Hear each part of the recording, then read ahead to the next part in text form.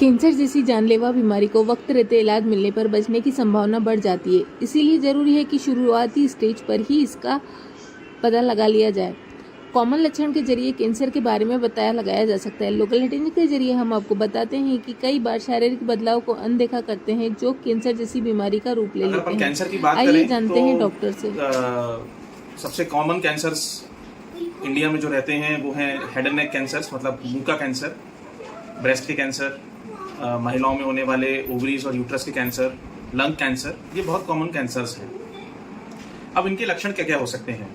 Breast cancer का common लक्षण होता है कि ब्रेस्ट के अंदर गठान होना जो कि पेनलेस है। मुंह का अंदर कोई ऐसा छाला जो 2 या 3 हफ्ते से ज़्यादा हो गया है लेकिन फिर भी भर नहीं रहा है। बेवजह वेट लॉस होना, पेशाब में या लैट्रिन के रास्ते से खून आना, लैट्रिन काली आना, पेट दर्द बने रहना, पेट में सूजन आना, पेट में पानी भर जाना, खांसी आना, बहुत लंबे समय तक सूखी खांसी आना या फिर खांसी के अंदर खून आना, थूक गुटकने में या खाना निगलने में दर्द होना या फिर खाना नहीं निगले जाना, गर्दन के सामने की ओर कुछ गठान होना, ये सारे कुछ कॉमन सिम्टम्स हैं जो कैंसर को हो सकते हैं, कैंसर के हो सकते हैं। कि कैंसर होता क्यों है?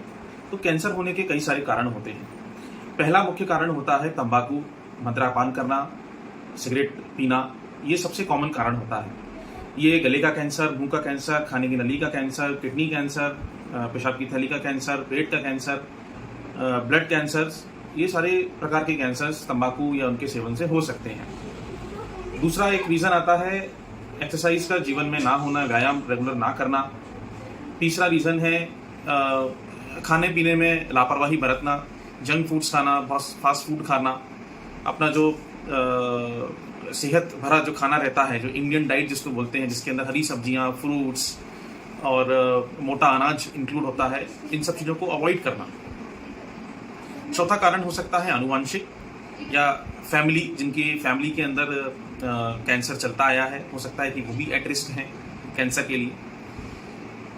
कुछ कारण एक ओल्ड एज भी होता है, जैसे जैसे अपना शरीर बूढ़ा होता जाता है तो अपनी जो नॉर्मल सेल्स हैं उनके अंदर एक नेचुरल ही बदलाव आता जाता है, जिसके कारण से कैंसर हो सकता है। जैसे प्रोस्टेट कैंसर एक बहुत आम कारण है। और कारण की अगर अपन बात करें तो हेपेटाइटिस बी वायरस की वजह से लिवर कैंसर हो सकता है।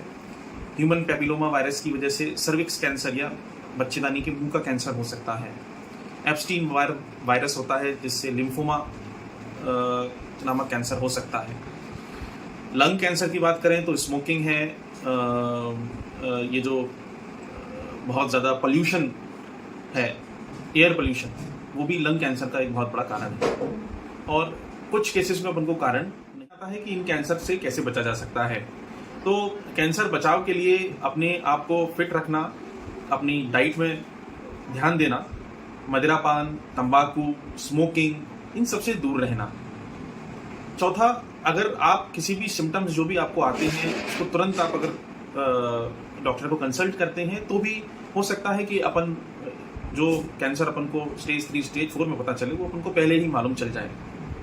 मैंने जेनेटिक्स की बात करी, फैमिली हिस्ट्री की बात करी। अगर किसी पेशेंट की फैमिली हिस्ट्री पॉजिटिव है तो आजकल अपने पास कुछ जेनेटिक टेस्ट हैं जिससे अपन ये पता लगा सकते हैं कि ये जो उसको कैंसर हुआ है वो किसी आनुवंशिक बीमारी का हिस्सा है या नहीं है। अगर उस टेस्ट में पाया जाता है कि इसके अंदर कुछ आनुवंशिक बीमारी का हिस्सा है उस मरीज को, तो हमको उस मरीज के आसपास के जो परिवार के सदस्य होते हैं उनकी जेनेटिक काउंसलिंग करनी चाहिए और उनको ये बताना चाहिए कि आपको भी ये आनुवंशिक टेस्ट कर लेना चाहिए। अगर आपके अंदर वो आनुवंशिक गतिविधि चल रही होगी तो अपन उसको टेस्ट के द्वारा ही पता लगाया जा सकता है और आपको ये मालूम चल जाएगा कि आप उस कैंसर के एट रिस्क हैं या नहीं।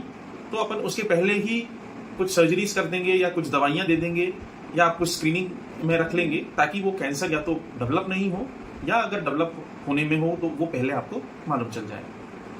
अगर एक बात और मैं कह रहा था जिसको मैं बोलता हूँ स्क्रीनिंग, इसका मतलब है कि आपको कैंसर बॉडी में डेवलप हो रहा है लेकिन उसका अभी तक कोई सिम्टम नहीं आया है, आप हेल्दी हैं, फिट हैं, अभी तक कुछ भी दिक्कत नहीं है आपको। तो इसके लिए एक स्क्रीनिंग मेथड होता है। जैसे कि ब्रेस्ट कैंसर की बात करें तो उसके अंदर एक मेमोग्राम करके एक स्क्रीनिंग टेस्ट होता है। ये ब्रेस्ट का स्पेशल टेस्ट होता है, इसको एक्सरे बोलते हैं ब्रेस्ट का। इसके अंदर ऐसा है कि अगर ब्रेस्ट के अंदर कोई छोटी गठान, कोई भी छोटा कैंसर का सेल पनप रहा होता है जिसका कोई सिम्टम्स मरीज को नहीं आता है, इसके पहले ही अपन इस टेस्ट के द्वारा मालूम कर सकते हैं। ब्रेस्ट कैंसर इंडिया में सबसे कॉमन कैंसर है। हर 32 में से एक महिला को ब्रेस्ट कैंसर होने का रिस्क है इंडिया में। सर्विक्स कैंसर में भी ऐसा ही है। एक बहुत सिंपल टेस्ट है, उसको पेप स्मीयर बोलते हैं। इससे अपन उस वायरस की पहचान करते हैं जिस वायरस के कारण ये सर्विक्स कैंसर होता है। ये सर्विक्स कैंसर होने के 10 से 15 साल पहले ही आप पता लगा सकते हैं कि आपको सर्विक्स कैंसर का रिस्क है या नहीं।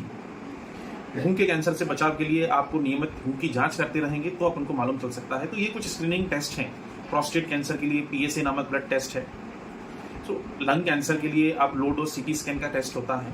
तो ये कुछ साधारण टेस्ट हैं साधारण कैंसर्स के लिए जो कि इंडिया में बहुत कॉमन है।